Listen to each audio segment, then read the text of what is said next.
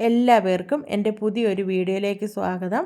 നമുക്കിന്നൊരു സേമിയ ഉപ്പുമാവ് ഉണ്ടാക്കിയാലോ?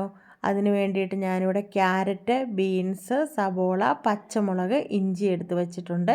ഇനി നമുക്ക് ഈ സവോളയും ക്യാരറ്റും പച്ചമുളകും ഇഞ്ചിയൊക്കെ ഒന്ന് നല്ലതുപോലെ കഴുകിയെടുത്തതിന് ശേഷം അതിൻ്റെ തൊലിയൊക്കെ കളഞ്ഞിട്ട് നമുക്കൊന്ന് അരിഞ്ഞെടുക്കണം. ഞാനിവിടെ ചെറുതായിട്ടൊന്ന് അരിഞ്ഞു വെച്ചിട്ടുണ്ട്.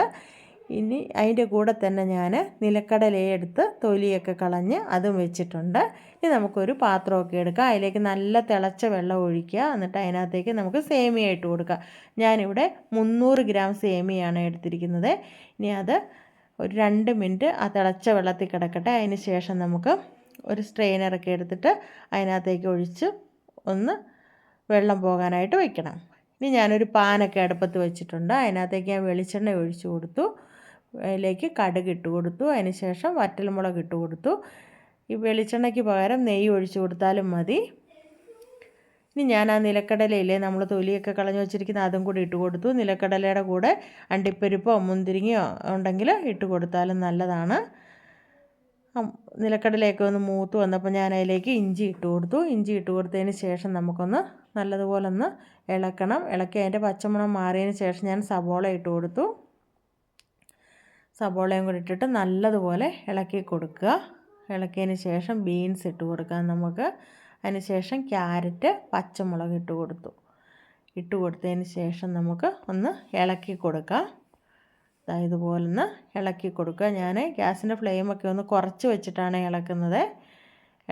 ഒരുപാട് അങ്ങ് പച്ചക്കറി വേകണ്ട. ഇനി ഞാനൊരു തണ്ട് കറിവേപ്പില കൂടി ഇട്ട് കൊടുത്തിട്ടുണ്ട്. അതിലേക്ക് ഇട്ട് കൊടുത്തതിന് ശേഷം നമുക്കിനി അതിനകത്തേക്ക് ഒരു 1/2 ടീസ്പൂൺ ഉപ്പും കൂടി ഇട്ട് കൊടുക്കാം. ഉപ്പ് കൂടിപ്പോകരുത്. എന്നിട്ട് ഇളക്കി കൊടുക്കുക. ഇളക്കി കൊടുത്തതിന് ശേഷം ഞാൻ നമ്മുടെ സേമിയ ഇല്ലേ അതെല്ലാം ഞാനിവിടെ നന്നായിട്ട് വെള്ളമൊക്കെ കളഞ്ഞ് എടുത്ത് വെച്ചിട്ടുണ്ട്. ഇനി നമുക്കൊരു മൂടിയൊക്കെ വെച്ചാൽ പച്ചക്കറിയിലൊന്ന് അടച്ചു കൊടുക്കാം. അടച്ചു കൊടുത്തതിന് ശേഷം നമുക്ക് ഒന്നും കൂടെ ഒന്ന് മൂടിയൊക്കെ തുറന്നൊന്ന് ഇളക്കി കൊടുക്കാം. ഇളക്കി കൊടുത്തതിന് ശേഷം നമുക്കിനി ആ സേമിയ ഇല്ലേ ആ സേമിയ അതിലേക്ക് ഇട്ട് കൊടുക്കാം. ഇത് കണ്ടോ, ഞാനത് ഒന്നിലൊന്ന് തൊടാത്ത രീതിക്ക് ഞാനത് എടുത്ത് വെച്ചിട്ടുണ്ട്. കാരണം ഞാൻ ചിലപ്പോൾ ഇതിൽ ഇട്ട് വേവിച്ചാൽ ഇതങ്ങ് വെന്ത് പോയാലോ എന്ന് ഓർത്താണ് ഞാൻ ഒരു 2 മിനിറ്റ് വെള്ളത്തിലിട്ടെടുത്തത്. അപ്പം പരുവത്തിനിരിക്കും നമുക്ക്. ഇനി നല്ലതുപോലൊന്ന് ഇളക്കി കൊടുക്കുക. പച്ചക്കറിയൊക്കെ അതിൻ്റെ എല്ലാ ഭാഗത്തും എത്തക്കത്ത രീതിയിൽ ഇളക്കി കൊടുക്കുക. അതിന് ശേഷം ഞാനൊരു 3 ടേബിൾ സ്പൂൺ തേങ്ങ കൂടി ഇട്ട് കൊടുത്തിട്ടുണ്ട്. തേങ്ങയും കൂടി ഇട്ടതിന് ശേഷം നന്നായിട്ട് ഇളക്കി കൊടുത്തു. നമ്മുടെ സേമിയ ഉപ്പുമാവൊക്കെ ഇവിടെ റെഡി ആയിട്ടിരിപ്പുണ്ട്. ഇത് കണ്ടാൽ നമ്മൾ ഓർക്കും ഫ്രൈഡ് റൈസ് ആണെന്നേ തോന്നുള്ളൂ. ഫ്രൈഡ് റൈസ് അല്ല കേട്ടോ, സേമിയ ഉപ്പുമാവ് തന്നെയാണ്. ഞാനിനി അത് ഒരു ബൗളിലേക്ക് എടുത്ത് വെച്ചിട്ടുണ്ട്. ഇതുണ്ട്, നല്ല ടേസ്റ്റാണ്. കറിയൊന്നും വേണ്ട, പഞ്ചസാര ഇട്ട് കഴിക്കാം. അല്ലെങ്കിൽ പഴം ഉണ്ടെങ്കിൽ പഴം ഇട്ട് കഴിച്ചാലും മതി. ഒന്നുമില്ലെങ്കിലും കുഴപ്പമില്ല കഴിക്കാനായിട്ട്. നല്ലൊരു രുചിയാണ്. കണ്ടോ?